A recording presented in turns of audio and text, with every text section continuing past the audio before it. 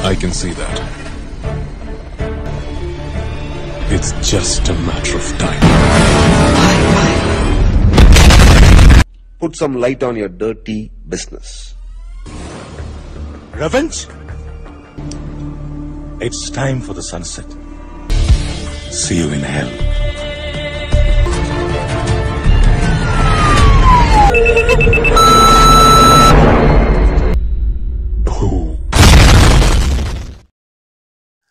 Halo sahabat, Assalamualaikum.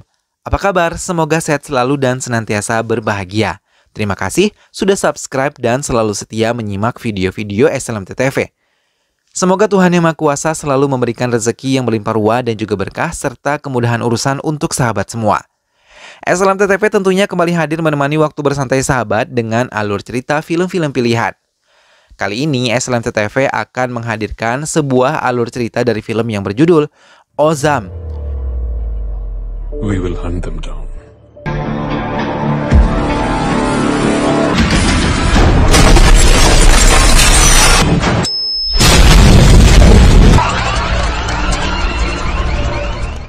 Film ini menceritakan tentang perjuangan 3 orang yang membalas dendam atas kematian orang tua mereka yang dilakukan oleh pemilik perusahaan obat di kota, hingga mereka melakukan balas dendam dengan cara yang sangat mengerikan. Baiklah sahabat, tanpa perlu berlama lagi langsung saja kita simak. Ini dia alur cerita film selengkapnya.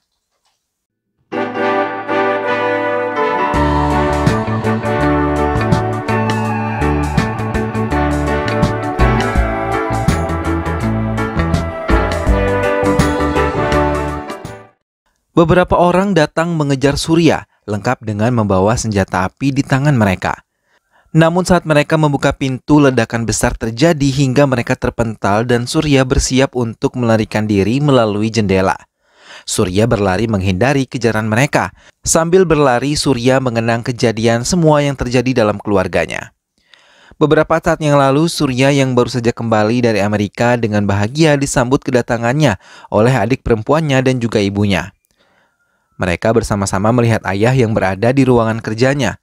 Namun saking sibuknya, Krishnamurti, ayah Surya sama sekali tidak menghiraukan kedatangan putranya. Mereka pun meninggalkan tempat tersebut dan kembali berkumpul di ruang makan untuk menikmati makan bersama-sama. Tak lama kemudian, Ajmul yang biasa Surya panggil dengan sebutan Aju datang dan memeluk erat sahabatnya. Ia yang merupakan seorang muslim sudah dianggap sebagai keluarga oleh keluarga Krishnamurti setelah kedua orang tuanya meninggal dunia. Surya masih menghindari kejaran orang-orang yang menginginkan dirinya, hingga memaksa Surya bersembunyi di balik sebuah tembok dan melihat kebersamaan keluarga yang tengah makan bersama. Lagi-lagi ingatannya melayang dan mengingat keluarganya. Saat itu Sarati, salah satu inspektur polisi yang menjadi teman ayahnya, mendatangi keluarga Surya sambil membawa Gayatri putrinya untuk diperkenalkan dengan keluarga Surya. Mereka pun lebih bersemangat membahas pertunangan Aishwarya yang sebentar lagi akan digelar.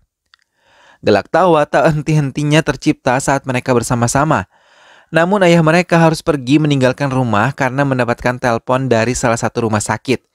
Krishnamurti pun langsung mengontrol keadaan rumah sakit dan melihat beberapa pasien yang tergeletak lemah di bangsal dan belum mendapatkan perawatan dari dokter.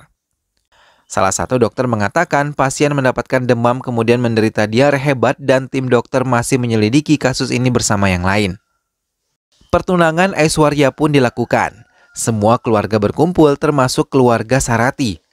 Surya melihat bahagia ketika adik perempuannya mendapatkan kebahagiaan dari pria yang ia cintai. Bayang-bayang masa kecil terlintas di ingatan Surya, apalagi Aishwarya adalah satu-satunya adik perempuan yang dimiliki oleh Surya. Setelah pertunangan itu, Krishnamurti menunjukkan sebidang tanah baru yang telah dibeli untuk membangun kediaman baru yang akan mereka tempati nanti. Setelah pertunangan adik perempuannya, Surya berniat kembali ke Amerika untuk melanjutkan pekerjaannya di sana. Sambil menghindari kejaran para penjahat ini, air mata Surya berlinang mengingat itu semua. Lagi-lagi ingatannya melayang mengingat kejadian saat bersama dengan keluarganya. Aishwarya saat itu terkejut melihat berita di televisi yang memberitahu kalau Paman Sarati meninggal dunia dalam ledakan sebuah bom di mobilnya. Aishwarya panik dan mencoba menghubungi ayahnya. Namun telepon Krishnamurti tidak bisa dihubungi. Aishwarya pun menelpon Aju untuk mengabari kabar duka tentang Paman Sarati. Setelah berhasil menghubungi Aju, Aishwarya juga melakukan video call terhadap Surya yang sudah sampai di Amerika. Ia menceritakan semuanya dan mengatakan sampai sekarang ayahnya belum bisa dihubungi. Saat mereka melakukan video call, tiba-tiba suara ketukan pintu dari luar. Tanpa memutuskan panggilan video, Aishwarya menerima beberapa laki-laki asing yang menerobos masuk ke dalam rumahnya. Mereka malah menyakiti Aishwarya dan menyuntikkan obat ke leher adik perempuannya itu. Tak lama Ibu Surya datang ketika mendengar suara keributan. Namun Ibu Surya pun mendapatkan perlakuan yang sama dengan Aishwarya. Surya tercengang, sedih bahkan marah ketika keluarganya diperlakukan dengan sangat kejam. Surya melihat semua orang-orang yang telah menghabisi keluarganya. Namun mereka tidak menyadari laptop Aishwarya masih dalam keadaan kamera yang menyala.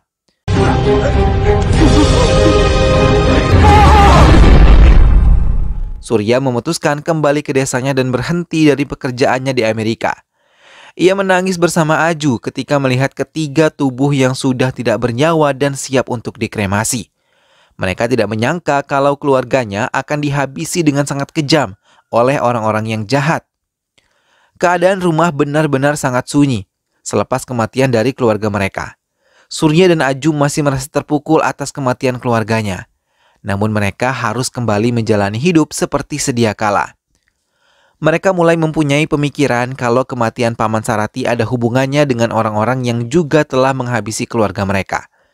Karena keduanya telah memiliki hubungan di samping hubungan pekerjaan. Mereka pun memutuskan untuk mendatangi Gayatri putri dari Paman Sarati. Namun lagi-lagi mereka terkejut ketika melihat Gayatri tergeletak lemah. Surya memberanikan diri untuk memeriksa keadaan.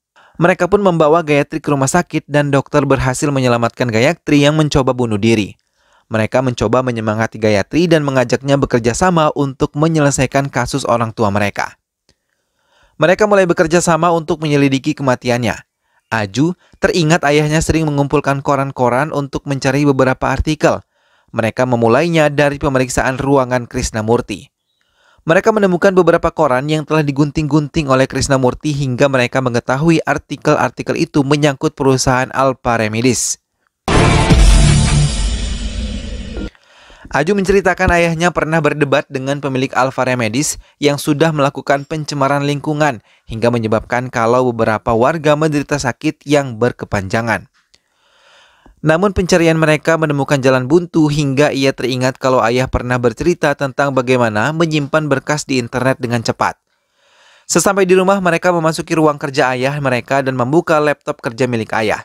Hingga mereka menemukan beberapa dokumen yang menyangkut tentang Alpha Remedies. Mereka mulai membaca beberapa tentang perusahaan Alpha. Merupakan perusahaan yang bergerak di bidang farmasi terbesar di India Selatan. Dan dalam waktu 5 tahun mereka telah mendapatkan keuntungan sebanyak 5.000 crore. Namun pertumbuhan ini didasarkan oleh keserakahan yang dipimpin oleh Wilfred Marquez, seorang ilmuwan jahat. Andrew Marquez yang merupakan salah satu putranya dan Kartikeyan yang merupakan manajer di perusahaan Alpha. Mereka menyebarkan penyakit limbah dan menjual obat dengan harga yang sangat tinggi. Mereka mencetak semua barang bukti yang mereka miliki dan mendatangi kantor polisi untuk melaporkan semuanya dan keterlibatan perusahaan Alpha. Namun komisaris yang tidak ada di kantornya membuat mereka terpaksa menunggu. Surya menyadari kalau pergerakan mereka dimata-matai oleh seorang membuat Surya menjauh dari ruangan itu. Namun mereka malah bertabrakan dengan komisaris Venkatachalapati. Hal itu membuat Surya terkejut bahkan ketakutan. Ia membisikkan kepada Aju kalau Surya adalah pemimpin yang menghabisi keluarga Surya. Hal itu membuat mereka membatalkan laporan setelah memberitahu Gayatri. Surya terus berlari, menghindari para penjahat yang masih mengejarnya.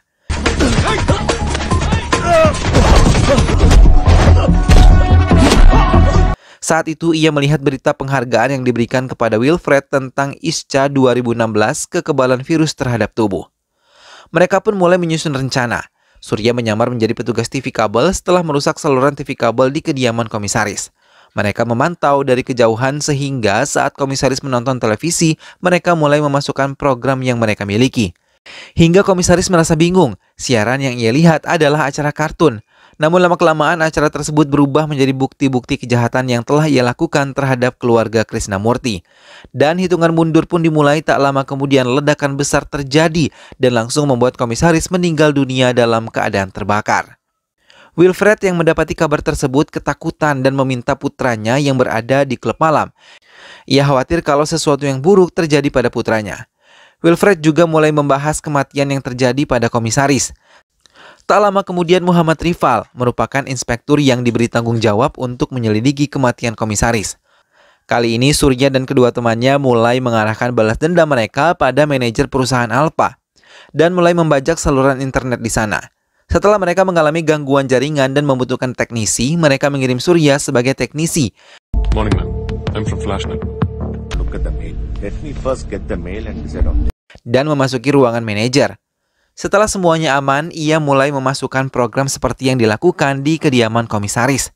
Surya segera keluar dari ruangan tersebut dan memperhatikan pergerakan dari manajer Kartikeyan.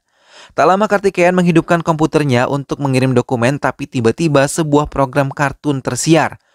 Kartikeyan teringat bom akan meledak, hingga ia menjauh, namun hingga saat ledakan terjadi, ia mengalami luka bakar di bagian belakang tubuhnya. Surya yang masih mengamati malah dikejar oleh Kartikeyan, tapi ia tidak menyadari Surya berhasil meledakkan bom di pintu masuk, hingga ledakan kedua kali ini tidak dapat dihindari dari manajer tersebut.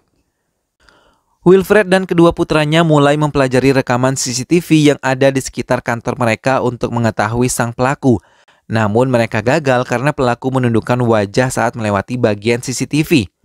Tak lama mereka menghentikan kegiatan mereka ketika mengetahui kedatangan Inspektur Rifal yang meminta rekaman kamera pengawas, namun Wilfred tidak memberikannya dan mengatakan kalau mereka tidak memilikinya. Hingga Muhammad Rifal menganggap kalau mereka tidak mau bekerja sama. You are threatened. Inspektur mulai mencurigai kalau kematian ini saling berkaitan.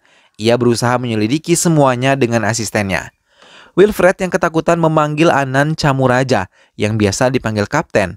Ia merupakan seorang bagian dari perakit bom di militer Sri Lanka dan sekarang ia membuka usaha sendiri untuk membuat bom-bom yang diminta oleh kliennya. Wilfred meminta perlindungan setelah ia diperkenalkan kepada keluarganya. അവർക്കും ഒരു വ്യക്തത കിട്ടി വരുന്നതേ ഉള്ളൂ എന്ന് കരുതണം. It's just few hours since I landed. Namun saat membahas bersama Kapten, Surya menelpon Wilfred yang mengancam akan menghancurkannya dan hanya tinggal menunggu waktu yang tepat saja. From me. It's just a matter of time. Kini sasaran Surya dan teman-temannya adalah Andrew, salah satu putra dari Wilfred. Mereka semua mendatangi klub malam yang biasa Andrew datangi. Gayatri mencoba menarik perhatiannya walaupun Kapten terus mengawasi pergerakan Andrew yang telah tertarik pada wanita itu. Hingga tanpa sepengetahuan Kapten, Andrew berhasil membawa Gayatri ke vilanya. Surya dan Aju pun menyusul.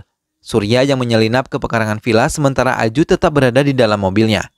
Gayatri mencoba mengulur waktu untuk menghabisi Andrew setelah semua siap.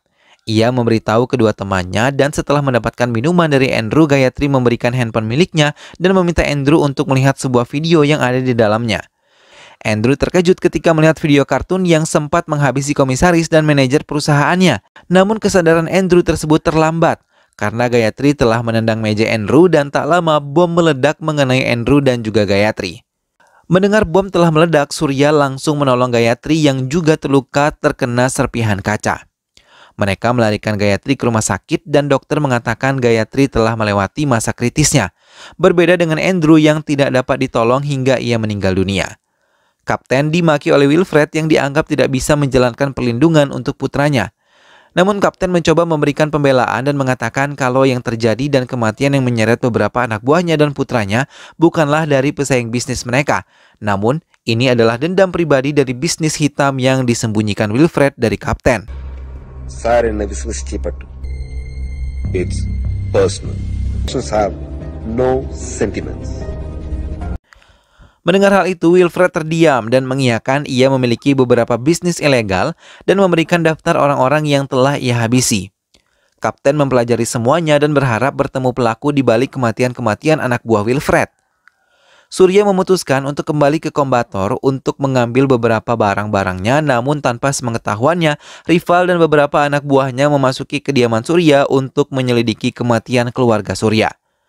Mereka tidak berhati-hati malah mengenai jebakan yang telah dipasang oleh Surya di rumahnya. Hingga alarm keselamatan pun berbunyi dan Rifal mengira itu adalah sebuah bom. Tak lama Surya datang dan mengatakan kalau itu adalah bom aktif yang akan meledak dalam waktu 4 menit.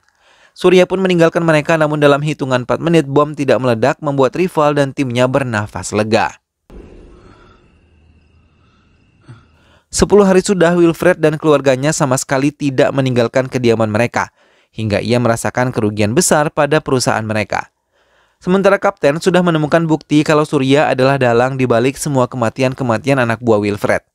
Mengetahui hal itu, Wilfred merasa seperti dibodohi dan meminta Kapten melakukan penjagaan ketat karena ingin melakukan perjalanan ke Australia mengurus pertemuan pentingnya. Kapten mengatakan kalau kali ini Surya mungkin mengincar Eddie sebagai target selanjutnya dan Wilfred ingin Kapten menangkap Surya dalam keadaan hidup. Kapten mulai melakukan pengawalan terhadap keluarga Wilfred yang ingin melakukan perjalanan ke luar negeri. Dengan menggunakan mobil yang berbeda dengan ayahnya, Eddie berada di urutan nomor 2 dari ketiga mobil yang keluar dari kediaman Wilfred. Surya dan teman-temannya mulai pada posisi mereka. Hingga Surya mengendarai mobilnya, setelah melintasi lampu merah, ia memantau dari bukit perjalanan ketiga mobil.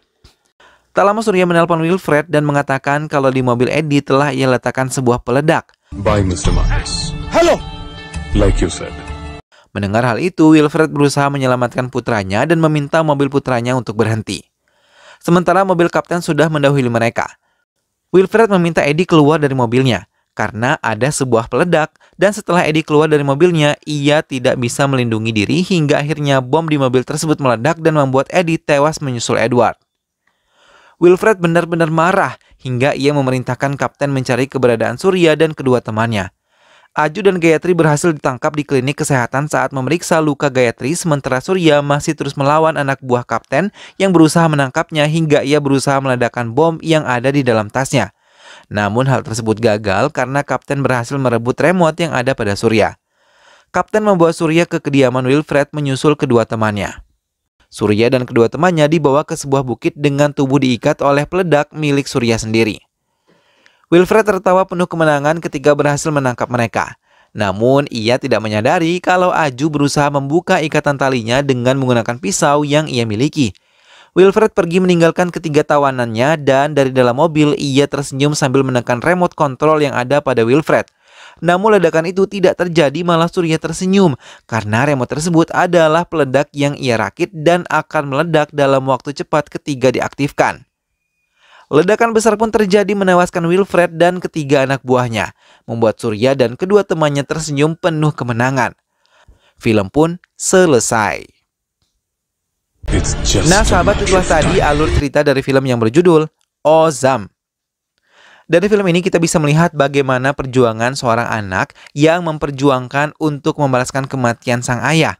Meskipun yang namanya dendam tidak dapat dibenarkan ya sahabat, namun para penjahat di dalam film ini juga sudah sangat keterlaluan. Selain menghabisi orang tua mereka, penjahat ini pun selalu membuat kejahatan dan juga merugikan masyarakat. Ia meracuni masyarakat di sekitar dengan limbah pabrik yang dimiliki oleh perusahaannya. Tentunya hal tersebut pantas untuk mendapatkan balasan yang setimpal ya sahabat. Meskipun apa yang dilakukan oleh Surya dan teman-temannya tetap tidak dapat dibenarkan ya sahabat, balas dendam tidak akan menyelesaikan masalah, justru akan terus memperpanjang permasalahan. Mudah-mudahan sahabat semua terhibur setelah menyimak alur cerita film ini. Sampai berjumpa lagi di alur cerita film-film selanjutnya. Terima kasih sudah menyimak video ini sampai akhir dan ingat selalu untuk dukung SLMTTV dengan cara klik like, comment, share, dan juga subscribe. Baiklah sahabat, sampai ketemu lagi dan sehat selalu. Wassalamualaikum.